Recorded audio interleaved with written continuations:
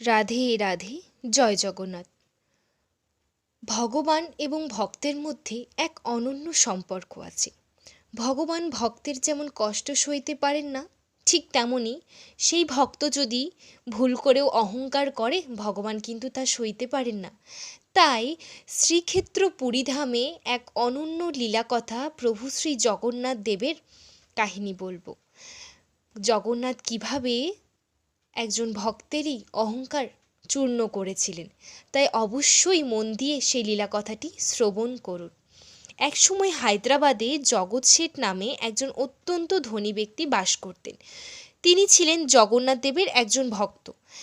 একবার তিনি শ্রী জগন্নাথ দেবের দর্শন লাভের জন্য পুরীতে আগমন করলেন। মন্দিরে প্রবেশ করেই তিনি একজন পাণ্ডার কাছে গেলেন তার নামে প্রভুকে ভোগ অর্পণ করার জন্য। তার পক্ষ থেকে ভোগ নিবেদনের জন্য তিনি 1,00,000 টাকা দান করতে চাইলেন। তিনি পূজারীকে বললেন, আপনি এমনভাবে ব্যবস্থা করবেন যাতে পুরোপুরি 1,00,000 টাকা একদিনে ভোগ নিবেদনের জন্য ব্যয় করা হয়। এইখানে থাকার সময় আমি দেখতে চাই প্রভুর সেবায় যেন দানের সমগ্র অর্থ ব্যয় করা হয়। সেই সময় সব কিছুই ছিল খুব সস্তা। দুধের দাম ছিল 4 পয়সা প্রতি লিটার, ঘি ছিল 50 পয়সা প্রতি কেজি। সেই জন্য একদিনে 1,00,000 টাকা ব্যয় করা ছিল প্রায় অসম্ভব। পাণ্ডারা প্রস্তাব দিলেন যে জগৎ শেঠ 1,00,000 টাকা তাদের কাছে রাখুন, আর তারা প্রতিদিন তার থেকে ব্যয় করবেন যতক্ষণ না ওই অর্থ শেষ হচ্ছে। কিন্তু জগৎ শেঠ তার এই কথায় অনড় রইলেন যে তিনি উপস্থিত থাকতে থাকতেই সমগ্র অর্থ একদিনেই ব্যয় করতে হবে।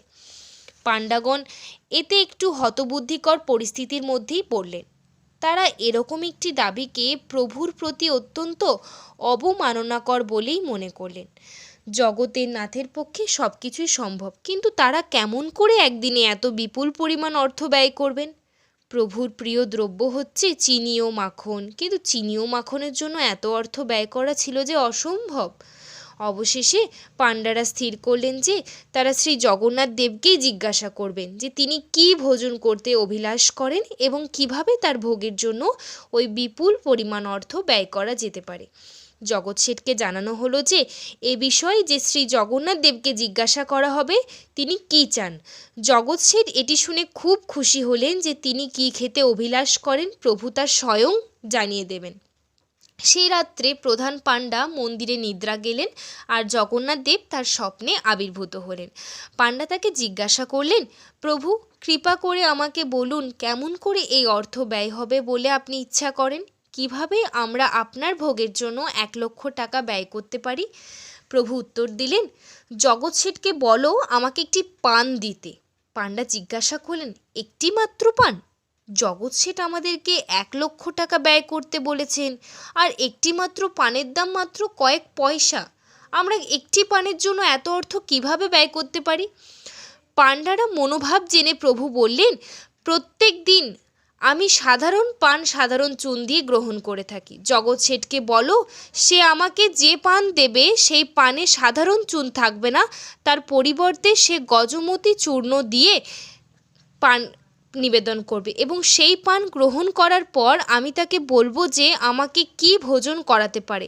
গজমতি হচ্ছে এক ধরনের মুক্তা, যা গজ অর্থাৎ হাতির কপালে দেখা যায়। এই ধরনের মুক্তা অবশ্য খুব বিরল বস্তু। এই কথা বলে শ্রী জগন্নাথ অন্তর্হিত হলেন।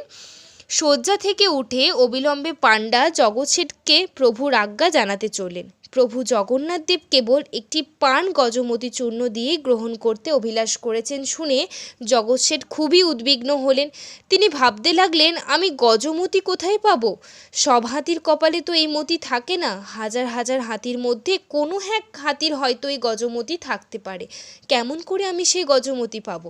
জগৎ শেঠ তখন বিষয়টি উপলব্ধি করলেন এবং চিন্তা করতে লাগলেন, আমি প্রভুকে ভোজন করাবো বলে খুব গর্ব নিয়ে এখানে এসেছিলাম, কিন্তু আমি তাকে কি নিবেদন করতে পারি?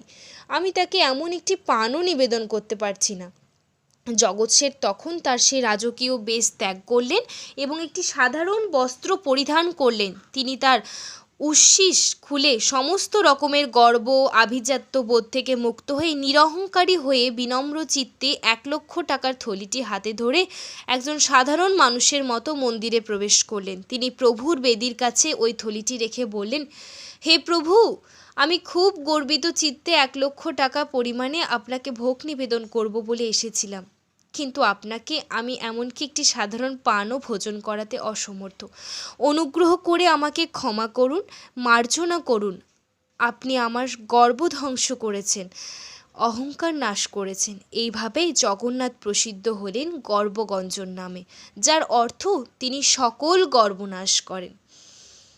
দেখলেন তো ভগবান কিভাবে তার ভক্তের এই গর্ব নাশ করেছিলেন। তাই অবশ্যই পুরীধামের এই অনন্য লীলা কথাটি সকল ভক্তের মধ্যে শোনার সুযোগ করে দিন, আর প্রভু শ্রী জগন্নাথের জয় জয়গান করুন, কারণ প্রভু শ্রী জগন্নাথ সত্য, তিনি কলিযুগের নাথ। তার কাছে অসম্ভব বলে কিছু নেই, তিনি চাইলে সব সম্ভব। রাধে রাধে।